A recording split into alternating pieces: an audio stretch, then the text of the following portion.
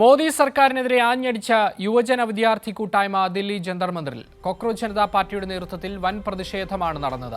വിദ്യാഭ്യാസ മന്ത്രി ധർമ്മേന്ദ്ര പ്രധാൻ രാജിവെക്കണമെന്ന് അഭിജിത് ദീപ്കെ ആവശ്യപ്പെട്ടു. വർഗീയത ആളിക്കത്തിച്ച് രാജ്യത്തെ ജനങ്ങളെ ഭിന്നിപ്പിക്കാനാണ് കേന്ദ്രം ശ്രമിക്കുന്നതെന്ന് SFI നേതാവ് ഐഷി ഘോഷ്. അതേസമയം CJPക്കെതിരെ പ്രതിഷേധവുമായി RSSും രംഗത്തെത്തി.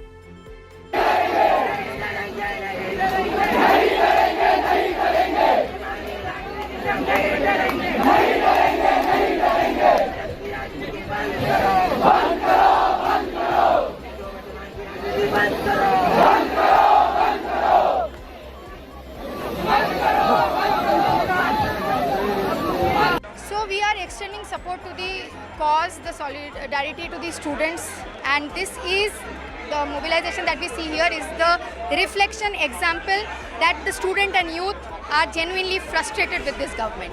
We are clear that under the Modi and RSS BJP-led government, the students have been failed by the system. There is no accountability.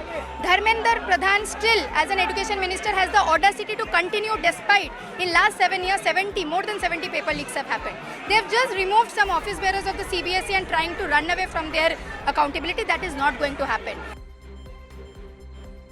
Vishnu തലവൂരാണ് ദില്ലിയിൽ നിന്ന് വിശദാംശങ്ങൾ നൽകുന്നത്. വിഷ്ണു, കേവലം ചുരുക്കം ദിവസങ്ങൾക്ക് മുൻപ് മാത്രം രൂപീകരിച്ച ഒരു വിദ്യാർത്ഥി സംഘടന, ഒരു യുവജന സംഘടനയുടെ മേൽ രാജ്യത്തിന്റെ ശ്രദ്ധ തന്നെ വന്നു ചേരുന്ന ഒരു നീക്കമാണ് ഇന്ന് ദില്ലിയിൽ ഉണ്ടായത്. എന്തൊക്കെയാണ് അവിടെ ഇന്ന് സംഭവിച്ചത്?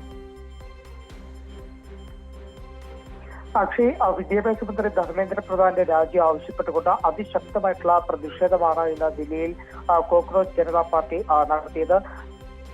CJP സ്ഥാപകൻ അഭിജിത് ദീപ്കെയും ഇന്ന് ഈ പ്രതിഷേധത്തിന്റെ ഭാഗമാകാൻ ദില്ലിയിലേക്ക് എത്തിയിരുന്നു. എന്തായാലും ശക്തമായിട്ടുള്ള പ്രതിഷേധത്തിൽ ആയിരക്കണക്കിന് യുവജനങ്ങൾ, വിദ്യാർത്ഥികൾ, യുവാക്കൾ ഉൾപ്പെടെയാണ് ഇത്തരത്തിൽ പ്രതിഷേധത്തിൽ പങ്കെടുത്തത്. എന്തായാലും പ്രതിഷേധത്തിൽ പങ്കെടുത്തവർ അഭിജിത് ദീപ്കെയുടെ നിർദ്ദേശപ്രകാരം, ആഹ്വാനപ്രകാരം സമാധാനപരമായിട്ടുള്ള ഒരു സമരം തന്നെയാണ് ദില്ലി ജന്തർ മന്ദിറിൽ നടന്നത്. അതിൽ തന്നെ നേരത്തെ തന്നെ ആഹ്വാനം ചെയ്തതുപോലെ കയ്യിൽ പുസ്തകവുമായിട്ടാണ് മിക്കുള്ളവരും എത്തിയത്. പുസ്തകം, അതോടൊപ്പം തന്നെ ദേശീയ പതാക, ഇതിനു പുറമെ പൂക്കൾ, ഇതൊക്കെയായിട്ടായിരുന്നു എന്തായാലും ഈ വിദ്യാർത്ഥികളൊക്കെ തന്നെ ജന്തർ മന്ദിറിലേക്ക് എത്തിയത്. നിലവിൽ ശക്തമായിട്ടുള്ള പ്രതിഷേധവുമായി മുന്നോട്ട് പോകാൻ തന്നെയാണ് CJPയുടെ തീരുമാനം എന്ന് പറയുന്നത്. എന്തായാലും മോദി സർക്കാരിന് വലിയൊരു താക്കീത് അല്ലെങ്കിൽ മുന്നറിയിപ്പ് കൂടിയാണ് ഇന്ന് ദില്ലി ജന്തർ മന്ദിറിൽ നടന്ന സമരം എന്ന് പറയുന്നത്. കാരണം അത്രത്തോളം യുവാക്കളടക്കം രംഗത്തിറങ്ങുന്ന ഒരു സാഹചര്യം തന്നെയാണ്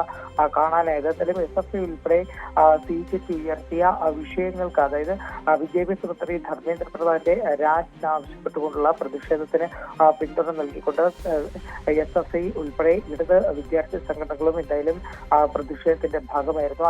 അതിനിടെ പ്രതിഷേധത്തിനെതിരെ അല്ലെങ്കിൽ CJPക്കെതിരെ സംഘപരിവാർ സംഘടനകളും ജന്തർ മന്ദിറിലേക്ക് എത്തിയിരുന്നു. ശ്രീരാം വിളികളുമായിട്ടായിരുന്നു സംഘപരിവാർ സംഘടനകൾ ജന്തർ മന്ദിറിലേക്ക് എത്തുന്ന സാഹചര്യം ഉണ്ടായിരുന്നത്. എന്തായാലും ഇന്ന് ഇത്തരത്തിൽ മുദ്രാവാക്യം വിളിച്ചു കൊണ്ടിരുന്ന CPIയുടെ മുതിർന്ന നേതാവ് ആനി രാജയ്ക്കെതിരെ ഒരു അതിക്രമം സംഘപരിവാർ സംഘടനകളുടെ ഭാഗത്തുനിന്ന് ഉണ്ടായിട്ടുണ്ട്. അക്ഷയ്.